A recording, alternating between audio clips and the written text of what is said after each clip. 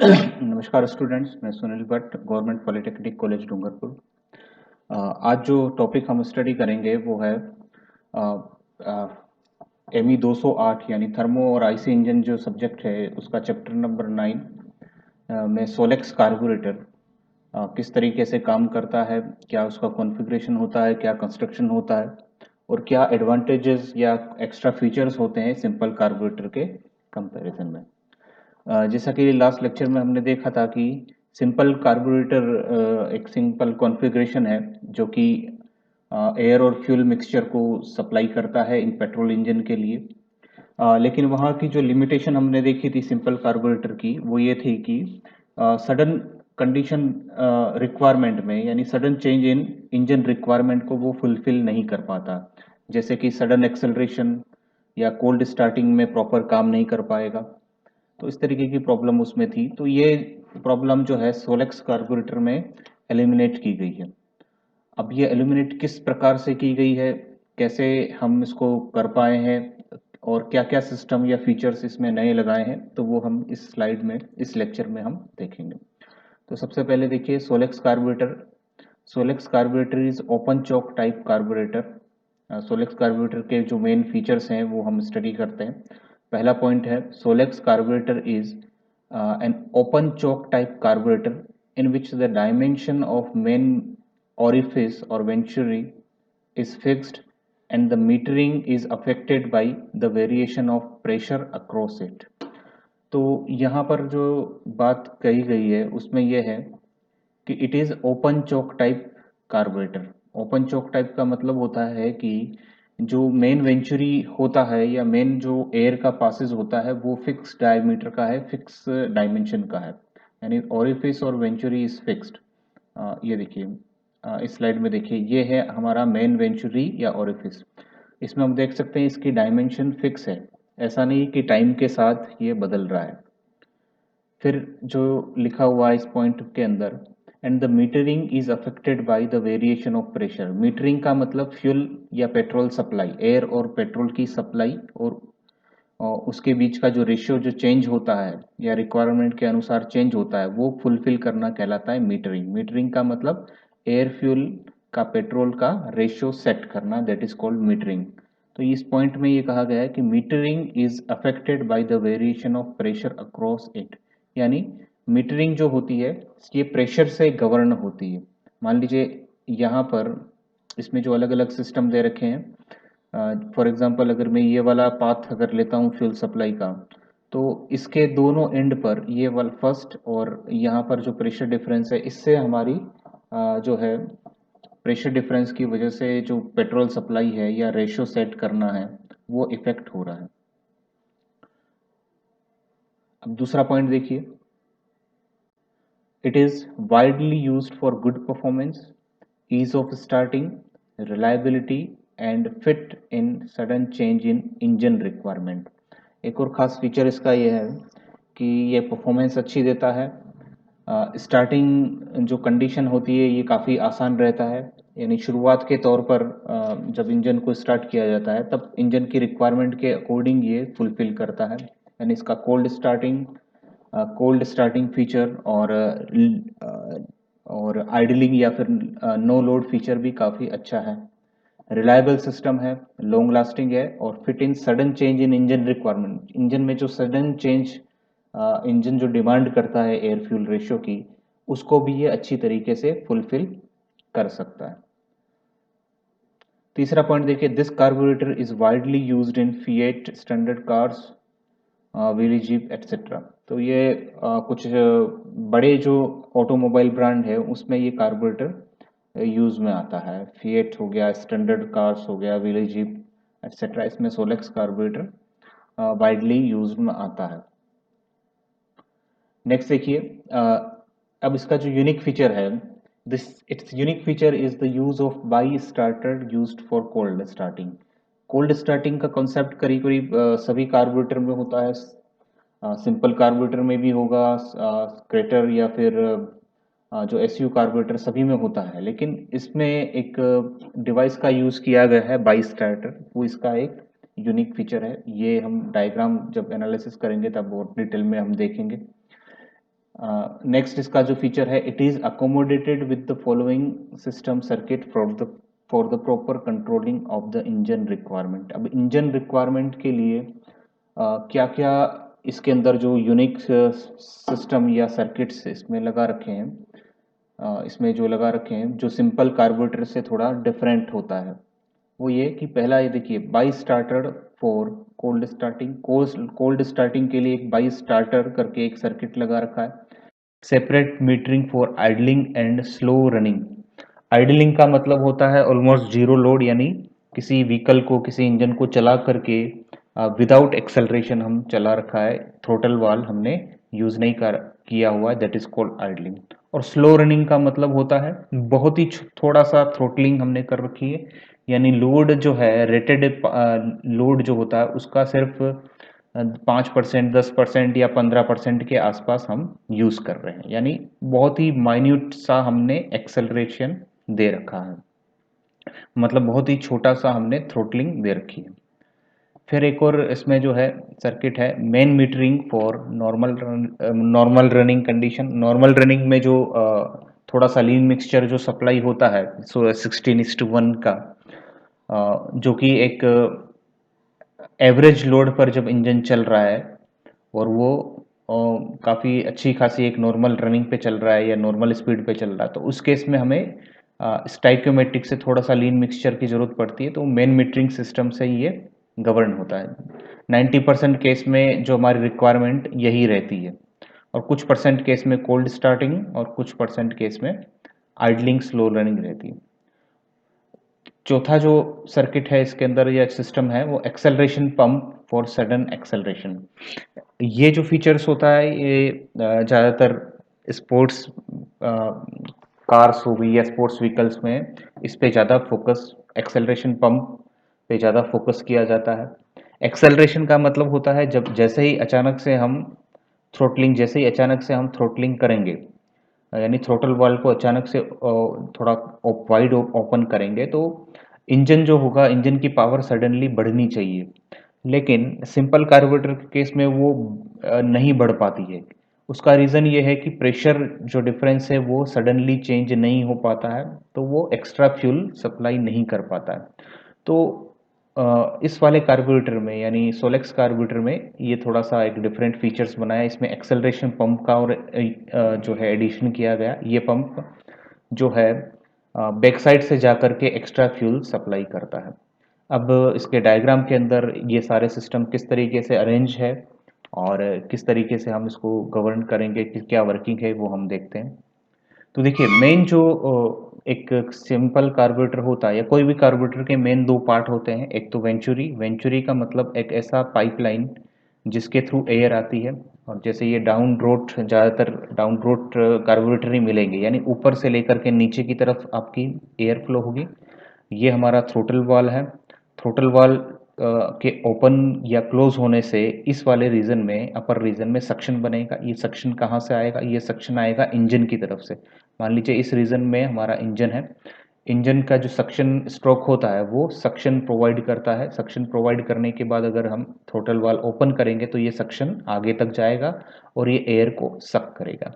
तो main part, इसका पहला मेन पार्ट हो गया वेंचुरी, इसको मेन ओरिफिस भी कहते हैं। दूसरा मेन पार्ट हो गया फ्लोट चेम्बर, जिसके अंदर जो है पेट्रोल सप्लाई यहाँ से की जाती है। तो हम देखिए ये फ्यूल लाइन है, यानी जो फ्यूल टैंक से जो लाइन आ रही है, इससे इस फ्यूल टैंक के अंदर, सॉरी, इस फ्लोट चेम्बर के अंदर जो है पेट्रोल इकट्ठा होगा।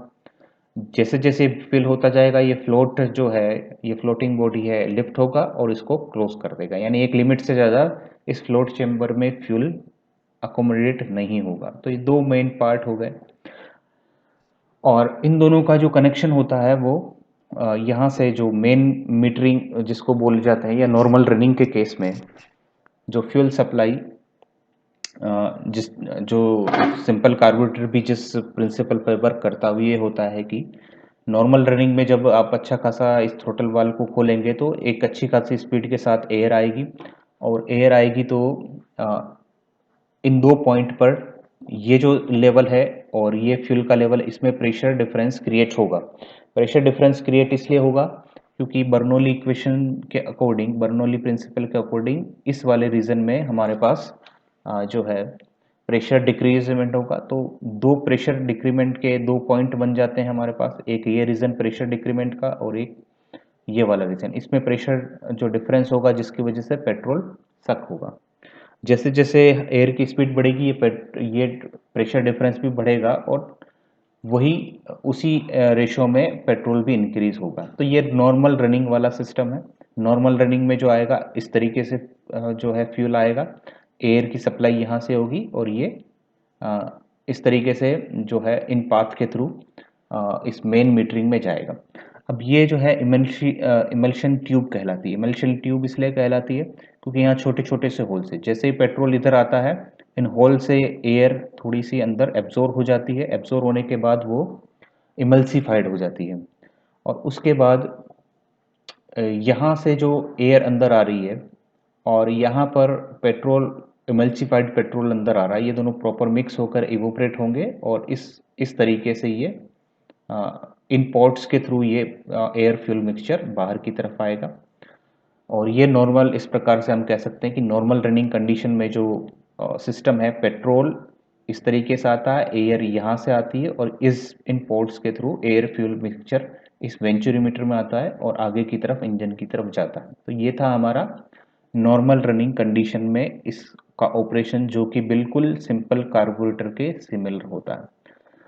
अब इसमें अगली जो सिस्टम है जो सिंपल कार्बोरेटर से अलग होगा, वो पहली चीज आएगी कोल्ड स्टार्टिंग में कैसे काम करता है।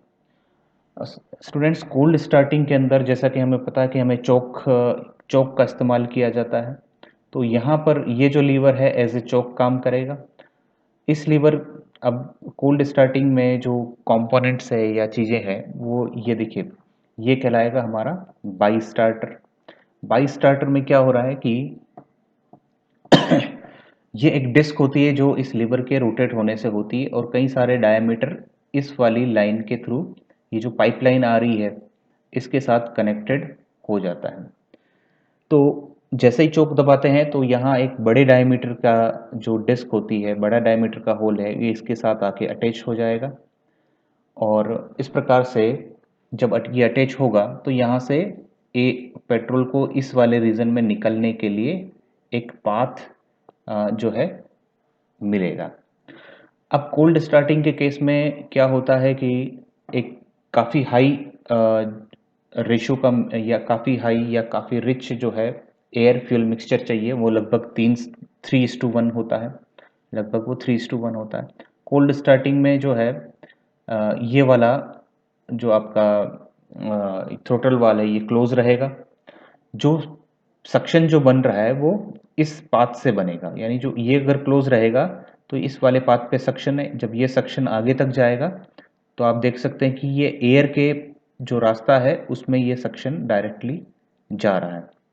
तो जाहिर सी बात है एयर यहाँ से सक होगी, यहाँ से पेट्रोल निकलेगा, ये दोनों मिक्स होकर के इस वाले रीजन से, ये दोनों यहाँ पर इस रीजन में, इस स्टार्टर में मिक्स होंगे और यहाँ से इस सक्शन के थ्रू यहाँ पर डिलीवर होंगे। ये एक रिच मिक्सचर यहाँ पर डिलीवर होगा जो कि 3:1 वाला होगा और कोल्ड स्टार्टिंग की रिक्वायरमेंट को परफॉर्म करेगा। अब कोल्ड स्टार्टिंग से जब आगे बढ़ते हैं, जिसे कहते हैं हम आइडलिंग या स्लो रनिंग। आइडलिंग का मतलब ये होता है, आइडलिंग का मतलब होता है कि आइडलिंग का मतलब होता है कि थ्रोटल वाल्व क्लोज रहेगा लेकिन फिर भी इंजन लगातार चल रहा है, यानी ऑलमोस्ट जीरो लोड पर इंजन लगातार चल रहा है, तो इसे हम बोलेंगे आइडलिंग कंडीशन।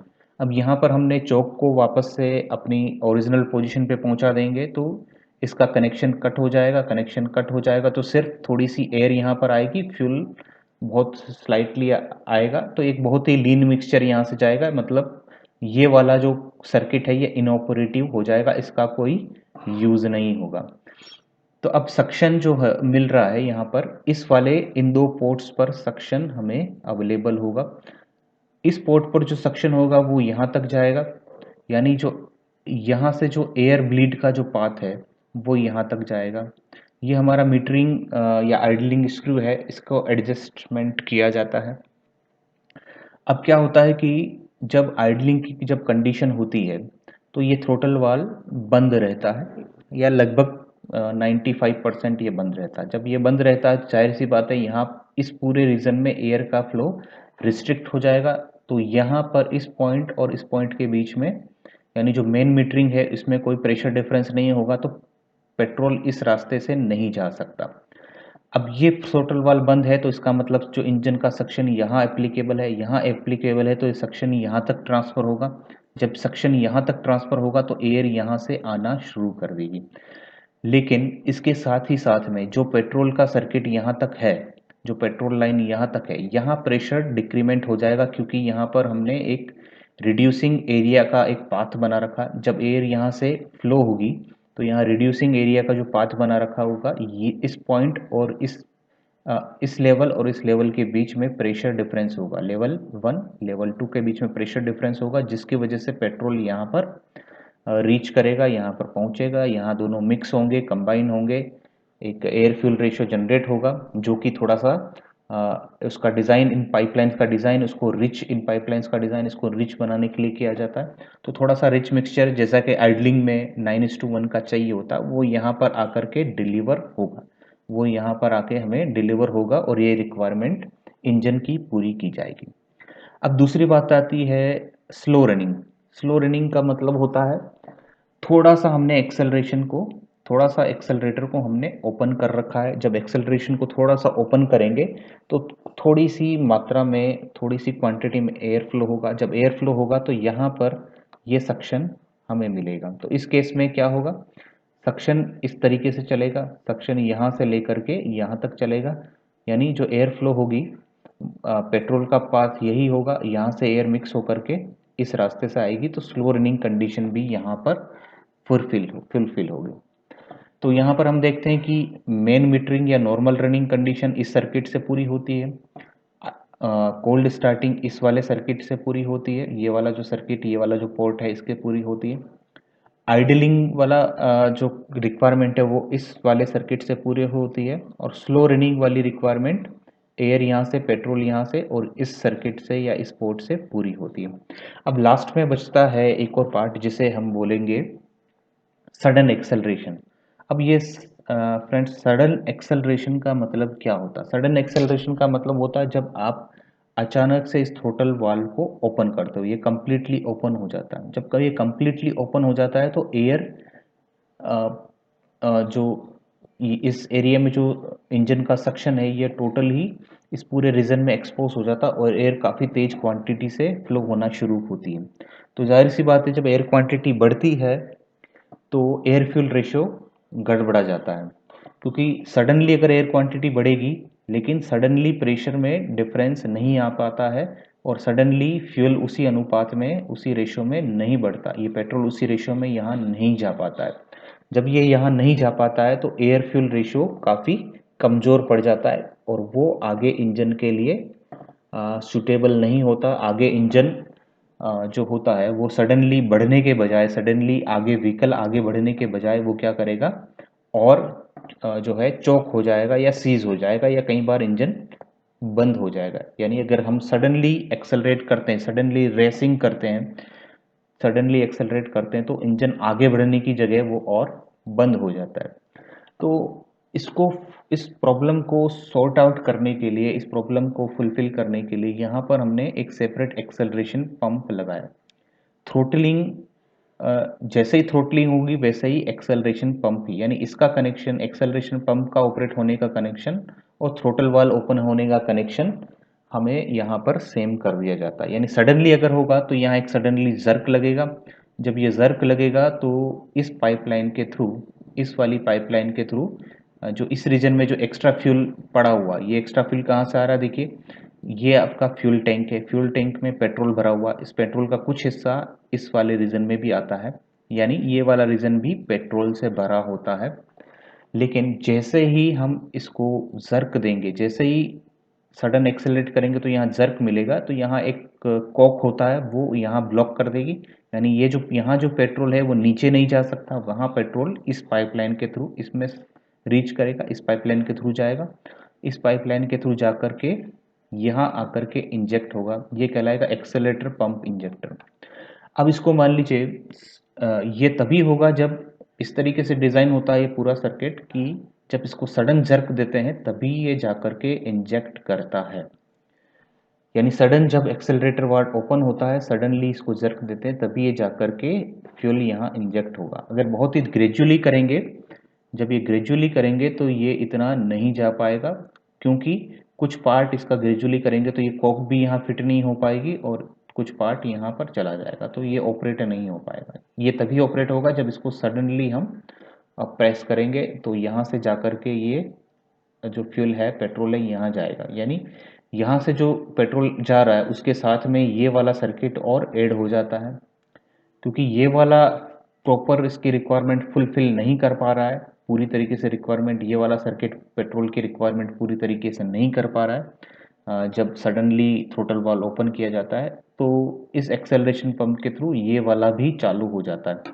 तो आप यहाँ देखिए, यहाँ पर पेट्रोल की क्वांटिटी बढ़ गई, एयर की quantity accelerator throttle valve full open करने पर एयर की क्वांटिटी भी बढ़ गई। उसी रेशियो में यहाँ से भी रिच मिक्सचर आ जाता है और वो फिर इंजन में सप्लाई होता है, तो इंजन के अंदर पेट्रोल की कमी नहीं रहती है, तो इंजन में कंबशन अच्छे से होता है और इस रिक्वायरमेंट को फुलफिल करता है। तो स्टूडेंट्स, ये था हमारा पूरा जो है सोलेक्स कार्बोरेटर। इसके अंदर जितने भी सिस्टम में हमने स्टडी किया, नेक्स्ट टर्न पे हम दूसरा कार्बोरेटर स्टडी करेंगे। Thank you.